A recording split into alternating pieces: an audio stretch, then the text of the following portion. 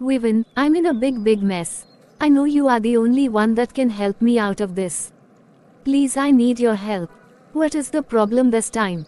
It's G-boy. He has vowed to expose me to my husband and leak the pictures he has of us if I don't pay him the sum of 3 million naira.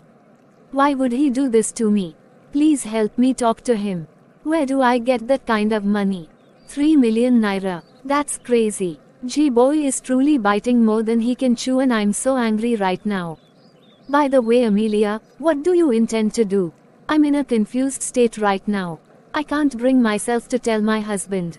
I thought it would be easy to tell him initially, but I was wrong. I also can't stand my secret exposed to the whole world. My reputation would be tainted forever. Don't think I can survive that. You truly can't survive it, my dear. In as much as I do not support G-boy, there is nothing I can do about it. I'm also careful around those guys, knowing well that they can be dangerous. They would stop at nothing to crush anyone that stands or wants to stand on their way when money is involved. I would advise that you look for a way to raise the money and give to him. I'm sure he would let you be once that is done. Where do I get that huge sum of money, Vivian? I don't have such at the moment. By the way, he'll keep coming for more. Let's see, your husband is a pastor in a big church. He is the next after the senior pastor.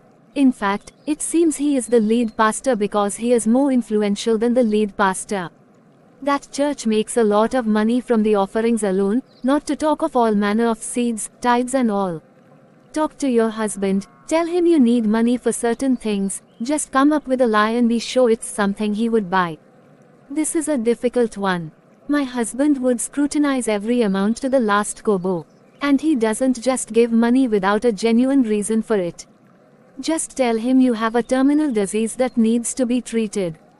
Just say something, because if that money does not get to G-boy at the stipulated time, you are as good as dead.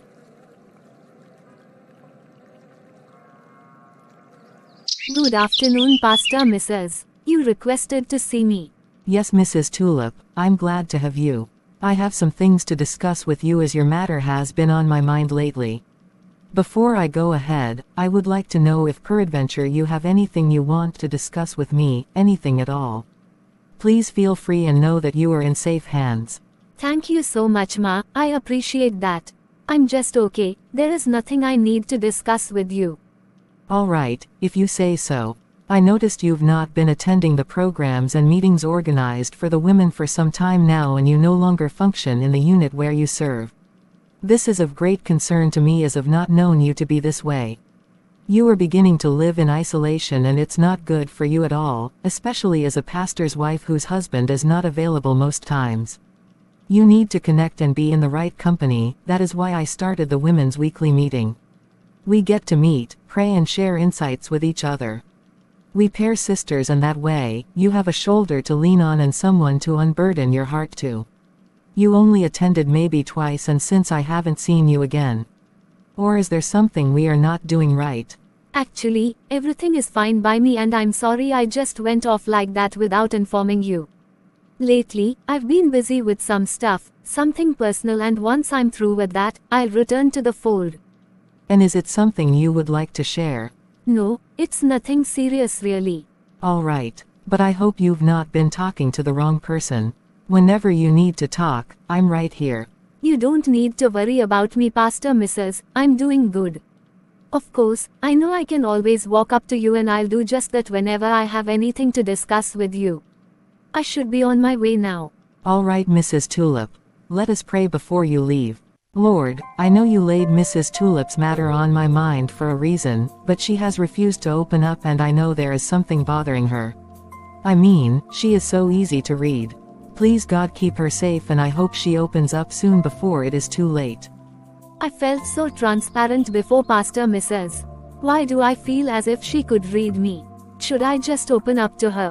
I know she is a discreet woman, reason other women feel safe to confide in her. But what I've done is so shameful. It feels too heavy to talk about. I started hanging out more with women when I stopped attending the women's meetings. I isolated myself, and now see where that has landed me. What do we even have in common that made me to start having a conversation with her? I'm a believer, she is not. What has light got to do with darkness? I thought I would be able to win her over to Christ, but she has succeeded in pulling me down. Oh God, what now? Okay honey, enough of all these. We need to get you to the hospital.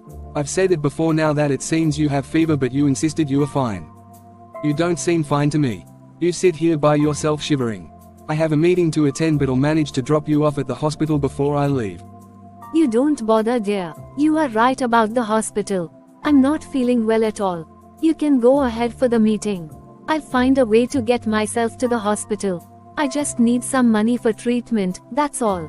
Alright, so how much are we looking at? 3 million naira only.